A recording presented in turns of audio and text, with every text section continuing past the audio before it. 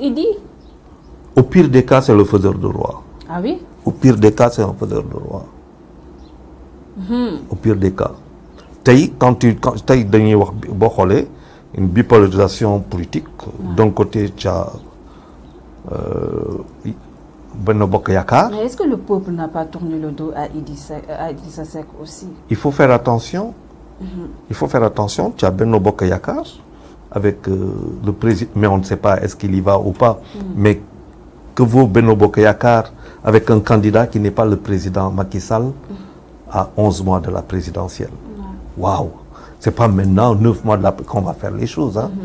À 10 mois, c'est trop tard. Donc, c'est le président quasiment, il va y aller parce que doit nommer un numéro 2 qui s'appelle Farba Ngom, cerveau électoral, mémoire électorale, mémoire téléphonique. Ce monsieur est énorme, il a une intelligence énorme en politique, donc nommé pour ne pas aller à la présidentielle. Hein. Tu n'en fais pas le numéro 2 du parti pour ne pas aller à la présidentielle. Et ce 3 avril, à mon ben déception, dégoûté Macky Sall prononcé ou c'est par rapport. Non, moi je suis, c'est pour ça, nous sommes, c'est un cas d'école.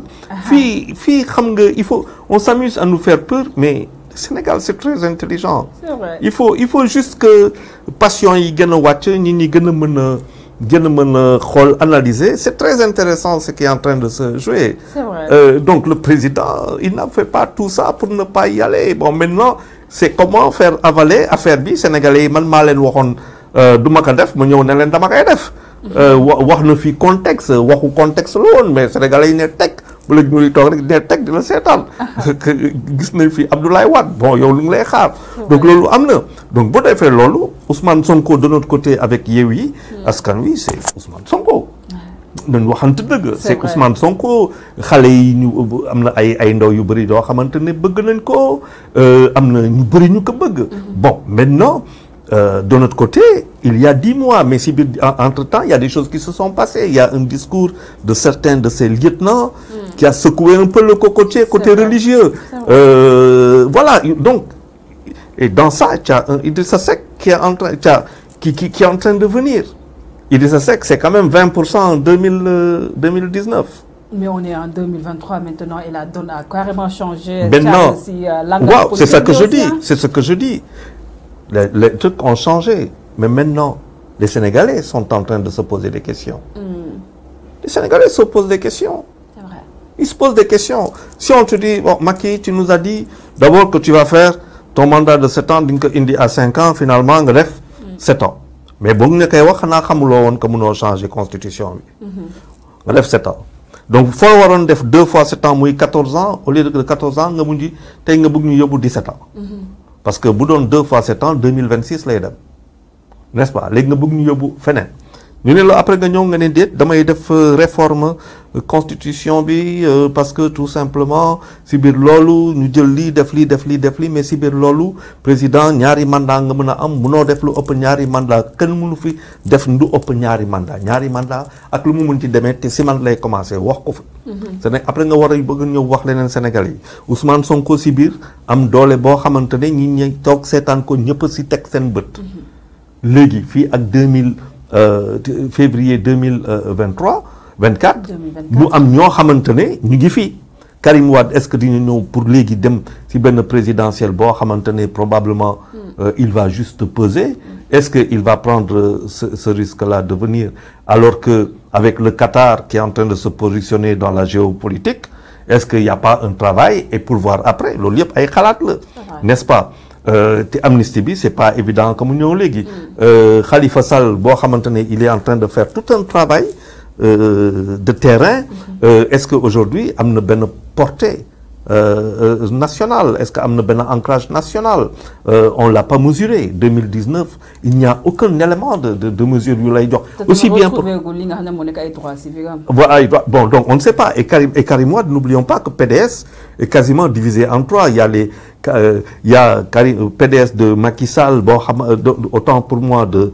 Abdoulaye Wade qui a pour négociation amnistie non lu la ñëwee il y a le PDS de Karim Wade qui lui ne veut pas d'amnistie il veut il veut être lavé il faut que son honneur soit lavé donc l'amnistie ne l'arrange pas pourquoi l'amnistier maintenant alors que la chose peut être réglée après 2029, 2024, en sachant que même s'il venait, il ne réglerait rien du tout pour la présidentielle. Donc il y a des calculs qui se posent. Et il y a un autre PDS qui est en train d'attendre Fan Ladjum. Donc c'est pour ça que attention à Idrissa Seck, parce qu'il peut ramasser le PDS. Ok. Après, derrière, il y a Khalifa Sall, il y a Malick Gakou, dont il faut parler, et que je vois moi à la présidentielle. Ah oui? Oui, que je vois à la présidentielle. Et je ne pense pas que dinañ am plus de 6 ou 7 candidats.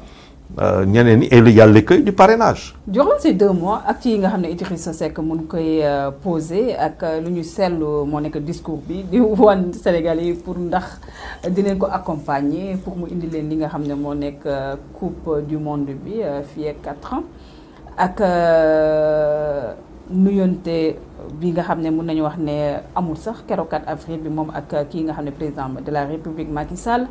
Le fait que aussi mu dàq ki nga xam ne moo nekk Yankhoba Diattara si postam 2e vice-président bu parti Rewmi et finalement rencontre bi nga xam ne Yankhoba Diattara am na ko ak moom sax mu ngi xam ne jël na décision démissionner si gouvernement bi si poste li nga xam ne moo nekk ministre bu yor wàllum sport bi est-ce que mën nañu wax ne le divorce est maintenant prononcé entre Idi et Macky?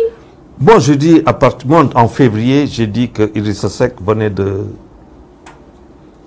à Thiès, Sibir Wallo tourné président de la République avec conseil des ministres décentralisé. Dafa am wax bu mu fa wax. Ma demoon gis que wax boobu waxoon na ko en août 2010 président Abdoulaye Wade. C'est vrai. Donc pour moi l'affaire était claire. Maintenant Idrissa Seck a son style. Clair obscur. Non. Il l'a dit, madame, nit ñi ñoo dëggatul tubaab. Ok. Nit ñi ñoo dëggatul tubaab. Mais dafa ne na nga def ba nga xamante ne.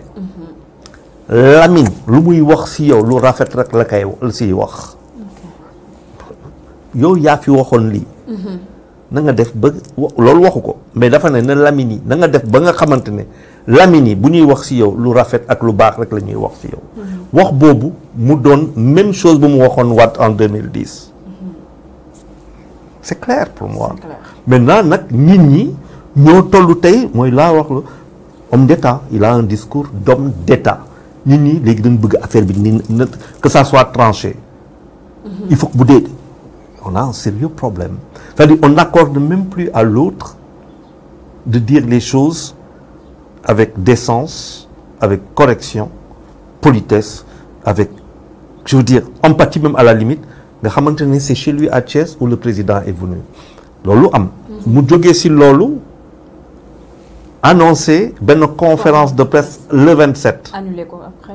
Mais le 27 organiser benn conférence de presse le 30. L'autre Ousmane Sonko devait répondre à la justice pour le procès. Pour une question de stabilité et de paix mu dindi ko. Et que c'est pas léger aussi comme argument. Maintenant, un Idrissa Seck qui fait une conférence de presse dans laquelle il fait une annonce comme quoi, par exemple, je suis candidat. Quel est l'impact le mën a am sur les masses et sur ce qui peut se passer le 30? Il faut l'analyser. On n'analyse pas ça. Mouné, il se retire, j'attends après. Pendant qu'ils sont la veille ou quelques heures avant la célébration de la fête nationale, Yankhoba Diattara, dans une sortie, prend ses libertés. Il dit ce qu'il pense de la candidature. Pendant que nous sommes toog place de la Nation, le communiqué sort. N'est-ce pas? Donc, sanction. Même lui, il parle de sanction, Yankhoba. C'est une sanction. Donc, sort. Donc, affaire yi, c'est pas Zappa. Pas Zappa. Maintenant, c'est un jeu politique où c'est très intelligent. Je préfère encore ce jeu-là que nous toog si biti di doorante mu am ñuy gaañu mu am ñuy yàqule. Donc, c'est assez intelligent à mon sens. Maintenant, après, est-ce que sur du point de vue digital, est-ce que la jeunesse, et ça c'est autre chose, va suivre tout cela, ça c'est autre chose. Mais le parti Rewmi aussi, Charles, mun nañu wax ne enregistré na beaucoup de départs des lieutenants d'Idrissa Seck, le docteur Abdourahmane Diouf, les 2 ministres yi nga xam ne mun nañu wax mujj gi dañoo seey si biir APR, que j'oublie le nom, Thierno Bocoum, Déthié Fall. Donc finalement, est-ce que le parti Rewmi nekkul parti boo xam ne bopp rek la am sans corps? Idrissa Seck, est-ce qu'il pèse vraiment lourd en termes, voilà? Aujourd'hui, moi, je ferai très attention. Ah quoi. oui, oui, je ferai très attention. Idrissa Seck? Je ferai très attention. Oui, moi, j'en suis convaincu parce que il y a des exemples, des contre-exemples. Comment des personnes se sont retrouvées rapidement au sommet. Comme Macky Sall, personne ne l'attendait. Hein. Sans, voilà. Ah, c'est vrai. Quand ils, voilà. Donc, et c'est un phénomène mondial. C'est un phénomène mondial. Il y a comme une sorte d'accélération de particules ou de process avec le digital. Par exemple, avant de donner amul khalis de politique, mais le phénomène Ousmane Sonko. Comment est-il devenu un phénomène politique? C'est vrai. Ban khalis la ci def. Au contraire, nit ñi ñokoy jox khalis. Nit ñi ñokoy jox sen khalis, dañ ko gëm. Dañ ko bëgg gëm ko. Nit ñi ñokoy jox sen khalis. Il ne va pas sur les médias classiques, c'est sur Facebook, YouTube. Le digital. Ouais. Dans l'air du temps. Voilà, il est dans l'air du temps. Et donc, il a épousé une époque, son époque. C'est un phénomène extraordinaire. Un discours, une communication d'influence, communication d'impact. Chercher un mot, de répéter,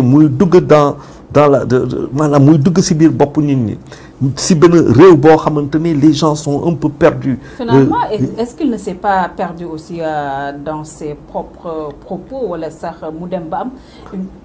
excès de communication de la part de M. Sonko aussi? Bon, maintenant, toute communication doit être préparée. Il ne faut... Bon, moi, je fais dans les cours et je dis que même l'improvisation se prépare. Du point de vue psychologique, on doit pouvoir, on fait face, on intègre l'improvisation et on s'y prépare.